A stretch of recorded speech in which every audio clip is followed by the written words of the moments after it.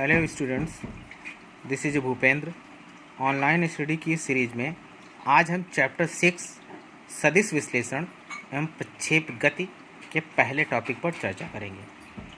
वैसे तो इन सब चीज़ों से काफ़ी पहले हम लोग अवेयर हो चुके हैं 9th में, जैसे अदिश राशियाँ, सदिश राशियाँ, वेग, त्वरण।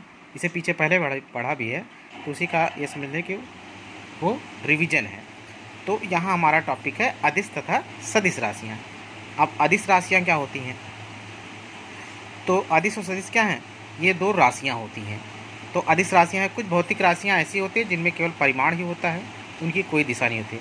अर्थात ऐसी राशियाँ जिनमें केवल परिमाण हो, ओनली मैग्नीट्यूड, नॉट डायरेक्शन, उन्हें हम अदिश राशियाँ कहते हैं। जैसे द्रव्यमान, दूरी, समय, चाल, आयतन, घनत्व, दाब, कार्य, ऊर्जा, शक्ति, आवेश, वैद्युत धारा, विभव, ताप, विशिष्ट ऊष्मा, आवृत्ति इत्यादि, ये सब अदिश राशियों के उदाहरण हैं।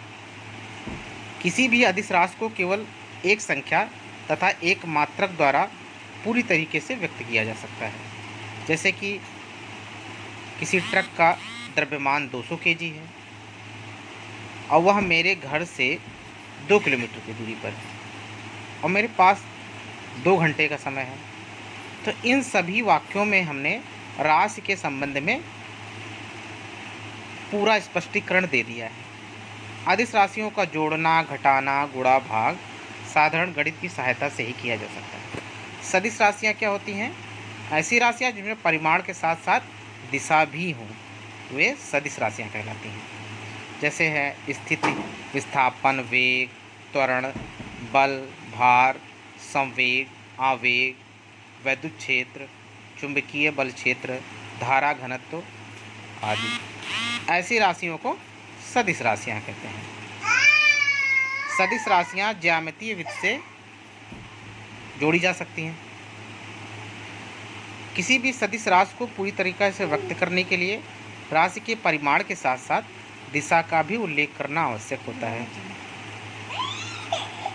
अब जैसे पहले वाला हमने एक उदाहरण दिया था ट्रक और कॉलेज के लिए, तो उसी प्रकार यदि कोई व्यक्ति अपने कॉलेज की स्थिति बताने के लिए यह कहे कि हमारा कॉलेज किसी एक विशेष स्थान से इतने किलोमीटर पर है, तो हमारी यह बात अधूरी होगी।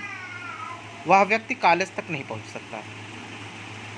परंतु यदि हम उससे ऐसा कहें कि हमारा कॉलेज यहाँ से 5 किलोमीटर या 10 किलोमीटर इस दिशा में है, उत्तर दिशा में, दक्षिण दिशा में, जिस दिशा में, तो मैंने यहाँ पे एक तो दूरी बताया, अर्थात दूरी का परिमाण 2 किलोमीटर बताया और दिशा भी बताई, तो यह एक सदिश राशि हुई।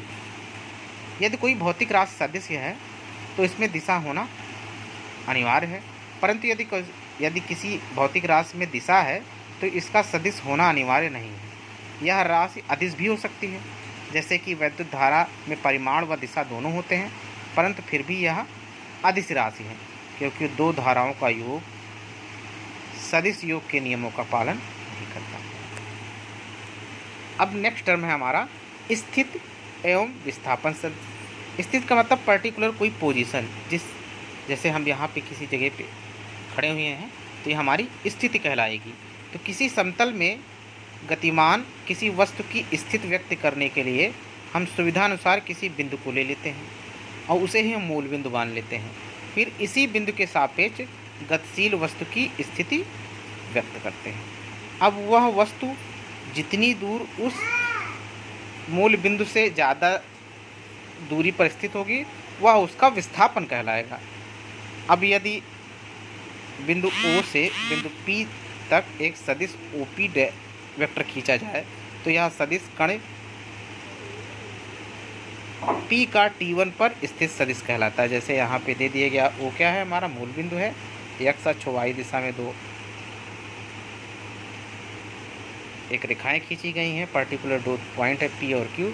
तो O से लेकर P तक की दूरी R1 वेक्टर से है और O से लेकर Q तक की दूरी R2 वेक्टर से डिनोट करते हैं। तो इस स्थिति से PQ is equal to R2 minus R1, तो PQ vector is equal to R2 vector R2 vector minus R1 vector.